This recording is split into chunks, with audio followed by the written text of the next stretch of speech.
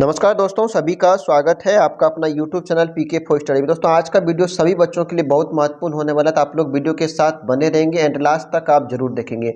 आज का वीडियो में आप लोगों के बीच में बायोलॉजी की बहुत महत्वपूर्ण क्वेश्चन जो objective type question JAC board की तरफ से जारी किया गया, उन सभी क्वेश्चनों पर हम लोगों ने चर्चा करने वाले हैं, जो कि आपके बोर्ड एग्जाम में काफी हेल्प करने वाला है। ठीक है, जैसे कि आप देख पा रहे झारखंड शैक्षणिक अनुसंधान एवं परिषद परिशिक्षण परिषद रांची मॉडल प्रश्न पत्र 2023-24 जो कि आपके जैक बोर्ड की तरफ से जारी किया गया, उन सभी क्वेश्चनों पर हम लोगों ने बारीकी से एक एक करके चर्चा करेंगे, जो कि बहुत ही महत्वपूर्ण है। ठीक है, इसमें सभी चैप्टर से मिला जुला के क्वेश्चन, इसलिए आप लोगों के लिए ये क्या मल्टीपल क्वेश्चन है, इसलिए आप लोग ध्यान से वीडियो को 10 से 15 मिनट तक देखेंगे तो आपको बहुत सारे क्वेश्चन याद हो जाएंगे और आपके बोर्ड एग्जाम में ये आपको बहुत हेल्प करेंगे। इसलिए आप लोगों ने अभी तक इस चैनल को सब्सक्राइब नहीं किया तो इसको सब्सक्राइब कर लें और अपने सभी दोस्तों के साथ इस वीडियो को शेयर करें, ताकि आपके बोर्ड एग्जाम में जितने भी आपके दोस्त हैं, आपके भाई हैं, सभी को हेल्प मिले और सभी जो बच्चे हैं वो अच्छे मार्क्स के साथ पास हो जाए। तो चलिए आइए हम लोग सभी क्वेश्चनों पर एक एक करके चर्चा करते हैं, जो कि आपके बोर्ड एग्जाम में आने वाला। ठीक है, जैसे कि आप ये देख पा रहे हैं कंडीशन कुछ दिया, सभी प्रश्नों के उत्तर अनिवार्य है, जितने भी प्रश्न हैं उसका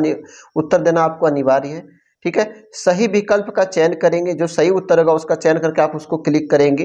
प्रत्येक प्रश्न के लिए 1 अंक निर्धारित किया गया, मतलब हर एक क्वेश्चन पे आपको 1 मार्क्स मिलेगा। ठीक है, गलत उत्तर के लिए कोई अंक नहीं काटे जाएंगे, इसका मतलब है कि नेगेटिव मार्क्स नहीं, इसलिए आप लोग क्वेश्चन को छोड़ेंगे नहीं। जो क्वेश्चन आपको नहीं आ रहा है आप अपने सोच के कोई भी नंबर को क्लिक करेंगे, हो सकता है कि तुक्का भी सही कभी कभी होता है, इसलिए आप नेगेटिव नहीं है, इसलिए आप उसको छोड़ के नहीं आएंगे। 1 घंटा आपके लिए 40 क्वेश्चन के लिए बहुत ज़्यादा है, इसलिए आप लोग सभी क्वेश्चन को ही बना के ही आना है। ठीक है, तो चलिए हम लोग पहला क्वेश्चन पे चर्चा करते हैं, जो कि आपके लिए बहुत ही महत्वपूर्ण है। कहता है अंतरिक्ष यात्री निम्न में से किसका उपयोग पूरक भोज पदार्थ के रूप में करते हैं? पूरक भोज पदार्थ के रूप में करते हैं। इसका जो आंसर हो जाएगा आपका ऑप्शन नंबर ए हो जाएगा सर,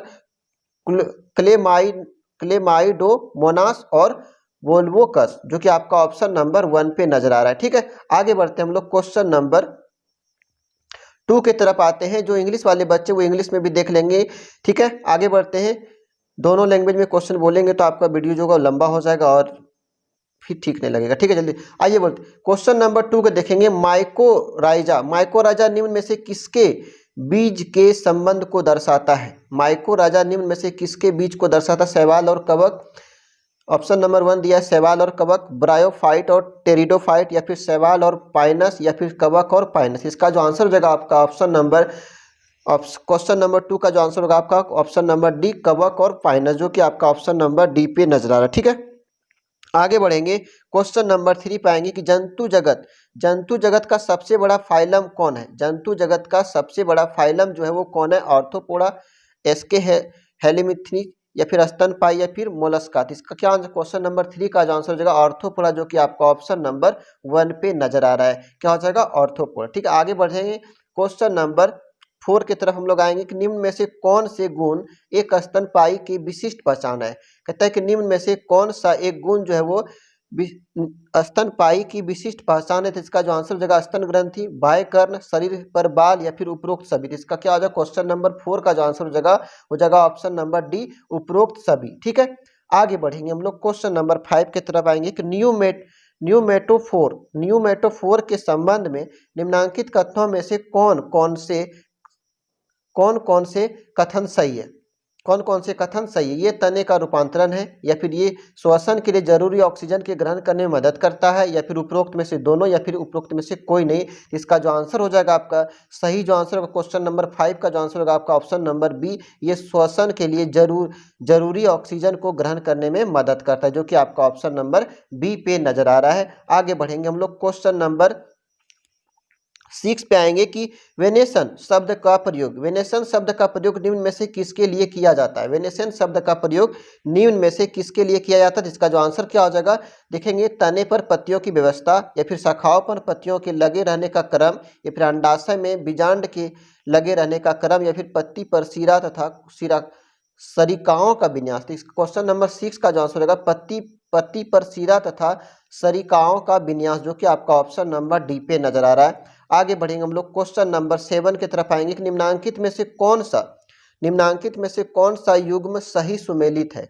कौन सा युग्म सही सुमेलित है? देखेंगे यहाँ पे द्विलिंगी पुष्प, वैसा फूल जिसमें पुकेसर और अंडप में से कोई एक ही जननांग हो, या फिर एकलिंगी पुष्प वैसा पुष्प जिनमें दोनों जननांग पुकेसर तथा अंडप मौजूद हो, या फिर जड़ का निर्माण रेडिकल से होता है, या फिर उपरोक्त में से सभी। तो क्वेश्चन नंबर 7 का जो आंसर हो जाएगा ऑप्शन नंबर सी, जड़ का निर्माण रेडिकल से होता है। Option number C is right answer होगा।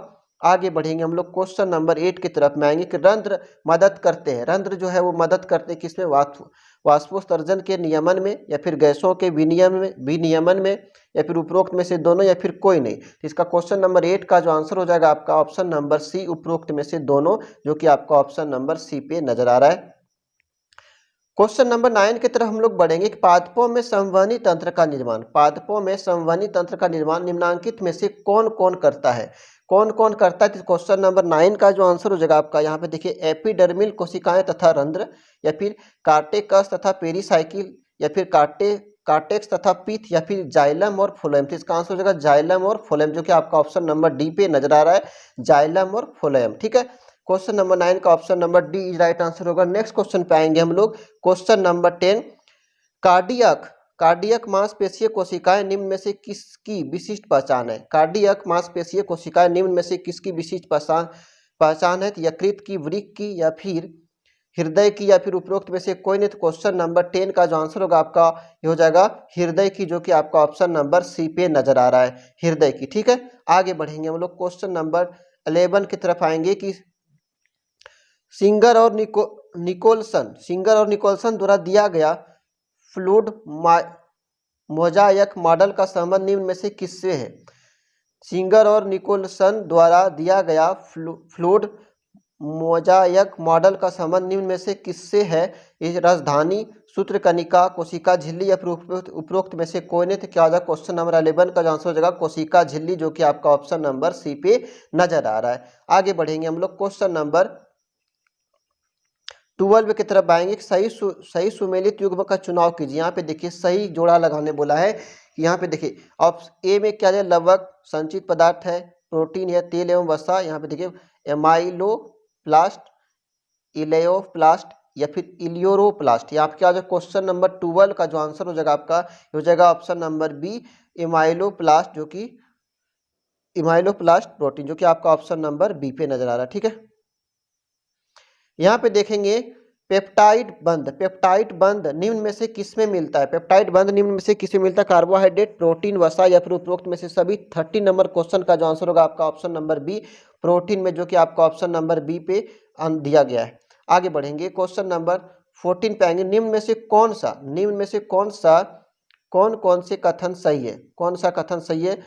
इसका जो क्वेश्चन नंबर देखिए ऑप्शन नंबर रूबिस्को इस संपूर्ण जैव मंडल में सबसे अधिक पाया जाने वाला प्रोटीन है, या फिर डीएनए और आरएनए को आनुवांशिक पदार्थों के नाम से भी जाना जाता है, या फिर कोलेजन जंतु जगत में सबसे अधिक पाया जाने वाला प्रोटीन, या फिर उपरोक्त में से सभी। तो क्वेश्चन नंबर 14 का हो जाएगा उपरोक्त में से सभी, जो कि आपका ऑप्शन नंबर डी पे नजर आ रहा है। आगे बढ़ेंगे, कायजमा का निर्माण मियासिस के निम्न चरणों में से किस चरण से होता है? कायजमा का निर्माण मियासिस के निम्न चरणों में से किस चरण में होता है? तो इसका आंसर क्या हो जाएगा? 15 का ये जगह डिप्लोटीन, जो कि आपका ऑप्शन नंबर ए पे नजर, डिप्लोटीन, जो कि आपका ऑप्शन नंबर ए पे नजर आ रहा है। आगे बढ़ेंगे क्वेश्चन नंबर 16 की तरफ जाएंगे। सजातीय गुणसूत्रों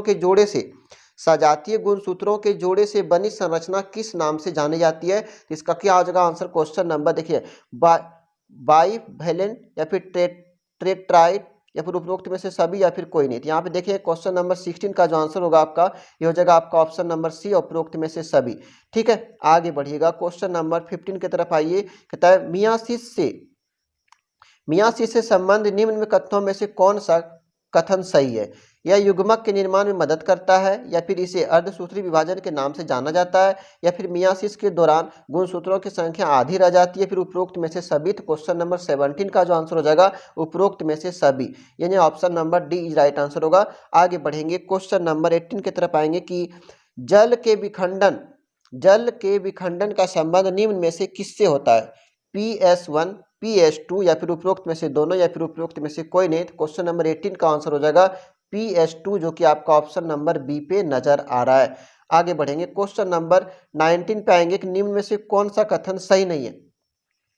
निम्न में से कौन सा कथन सही नहीं है? तो यहाँ पे देख केल्विन चक्र को C3 चक्र के नाम से भी जाना जाता है, हैच स्केल चक्र को C4 चक्र के नाम से भी जाना जाता है, या फिर क्रांच शारीरिक C4 पौधों की विशिष्टता, या फिर C4 पौधों में ऑक्जेलो एसेटिक एसिड कार्बन डाइऑक्साइड का प्राथमिक ग्राह्य। क्या क्वेश्चन नंबर 19 का जो आंसर होगा आपका ये जगह C4 पौधों में एक्जेलो एसिटिक एसिड कार्बन डाइऑक्साइड का प्राथमिक ग्राह्य, जो कि आपका ऑप्शन नंबर डी पे नजर आ रहा है।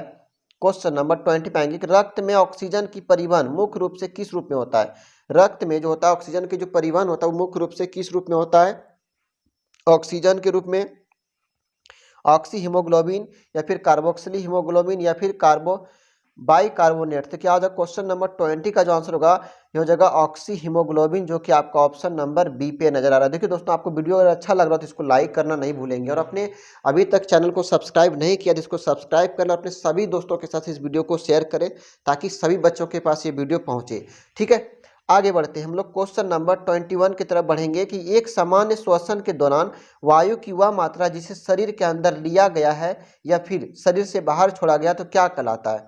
इसको हम लोग क्या कहते हैं? जो हम लोग सांस लेते हैं और छोड़ते हैं इसे हम लोग क्या कहते हैं? इसे क्या कहते हैं? यहाँ पे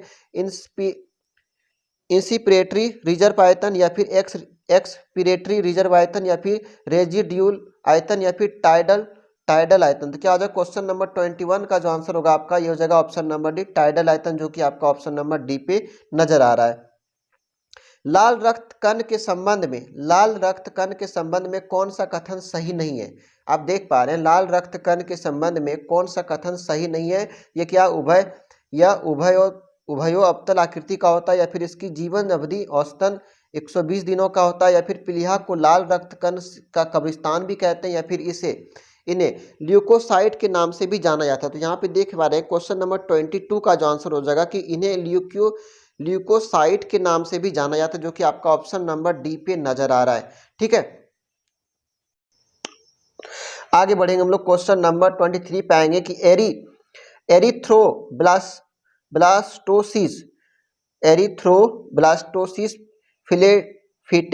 फिटेलिस निम्न में से किससे संबंधित है? तो इसका आंसर क्या हो जाएगा 23 नंबर क्वेश्चन का RH-VE माता मतलब नेगेटिव माता, और RH पॉजिटिव क्या पिता, जो कि आपका ऑप्शन नंबर ए पे नजर आ रहा है। ठीक है, आगे बढ़ेंगे क्वेश्चन नंबर 24 की तरफ हम लोग आएंगे।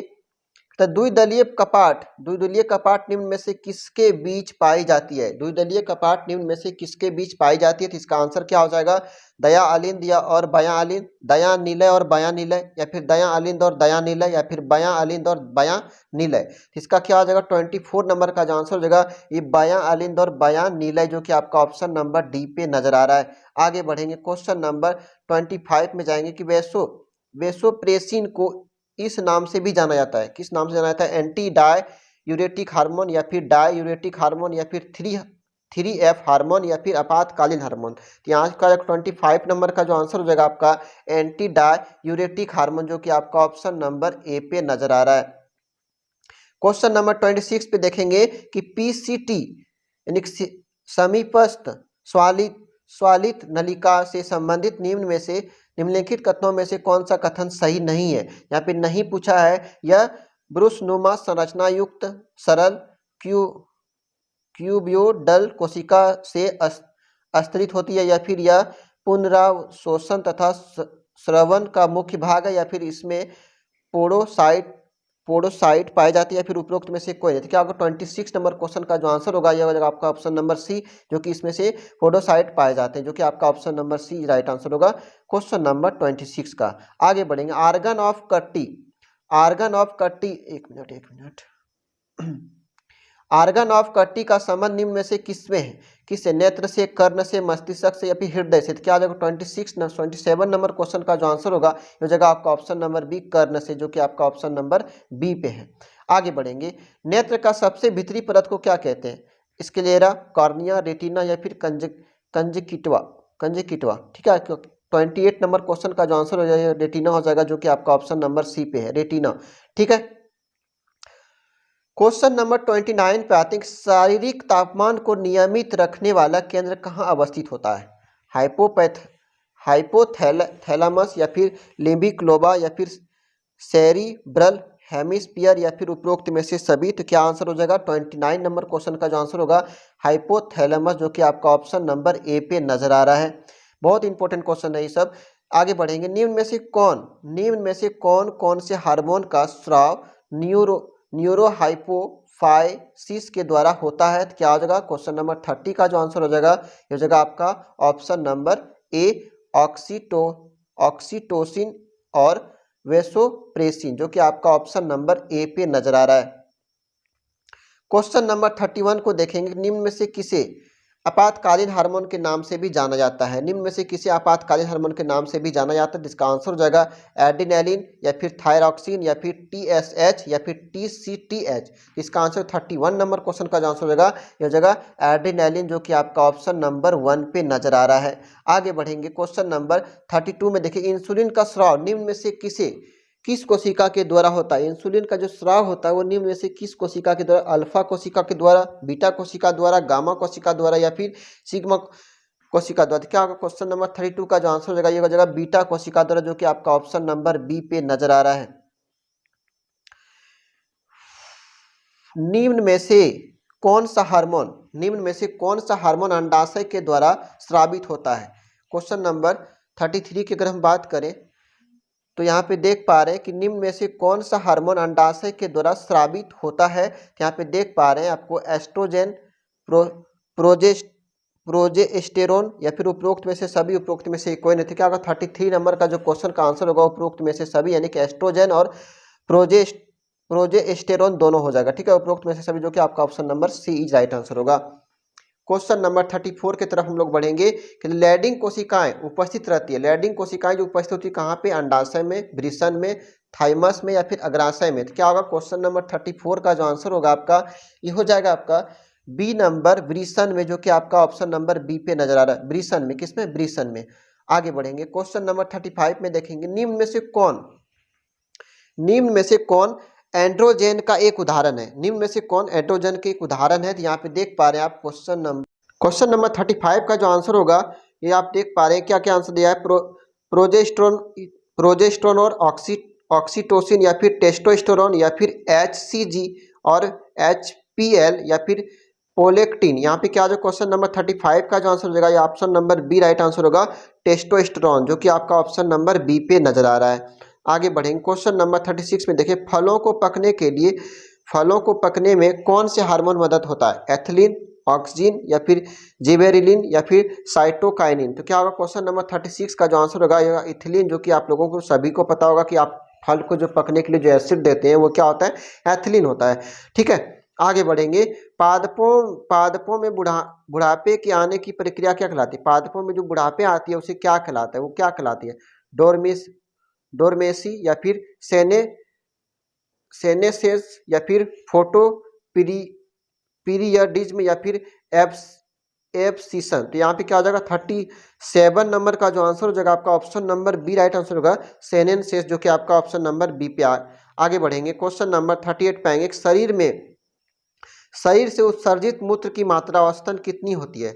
शरीर से उत्सर्जित मूत्र की मात्रा जो होती है वो औसतन कितनी होती है। आप लोग को पता होगा कि जो एक स्वस्थ मनुष्य जो होते हैं एक दिन में लगभग 1.5 लीटर जो होता है वो क्या यूरिन को क्या करते हैं, बाहर करते हैं प्रतिदिन। ठीक है, तो यहाँ पे क्या हो जाए क्वेश्चन नंबर 38 का जो ऑप्शन 180 लीटर, 125 मिली प्रति मिनट या फिर 1.5 लीटर प्रतिदिन या फिर 5 लीटर। तो इसका क्या होगा option number C right answer होगा 1.5 लीटर प्रतिदिन।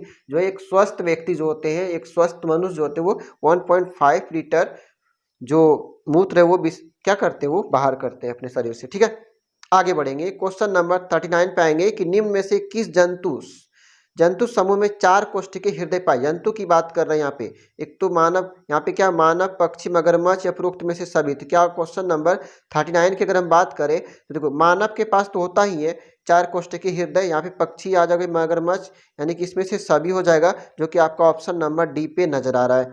आगे बढ़ेंगे, लव और डब की आवाज का निर्माण होता है। लव और डब की आवाज का निर्माण होता है जब कपाट बंद होते हैं, कपाट खुलते हैं, हृदय धड़कता है या फिर उपरोक्त में से सभी। तो क्वेश्चन नंबर 40 का जो आंसर हो जाएगा आपका, हो जाएगा कपाट बंद होते हैं तब। लब और डब की आवाज का निर्माण कब होता है? जब कपाट बंद होते हैं। तो इसका क्वेश्चन नंबर 40 का option number A is right answer होगा, जो कि बिल्कुल सही है। तो इस तरह से हम लोगों ने आज की वीडियो में 40 क्वेश्चन जो बहुत महत्वपूर्ण क्वेश्चन था, इन सभी क्वेश्चनों पे बारीकी से सभी क्वेश्चनों को चर्चा की है। तो आप लोगों ने इस वीडियो को जितना ज़्यादा उसके अपने दोस्तों के साथ शेयर कर दें, और अभी तक आप लोगों ने इस चैनल को सब्सक्राइब नहीं किया तो आपसे रिक्वेस्ट है कि आप इस चैनल को सब्सक्राइब कर लें। आपकी एग्जाम तक में आपको बहुत important most objective type question मिलने वाला है, जो कि आपके लिए फायदा होगा। ठीक है, फिर मिलते हैं हम लोग नेक्स्ट वीडियो में। तब तक के लिए जय हिंद, थैंक यू।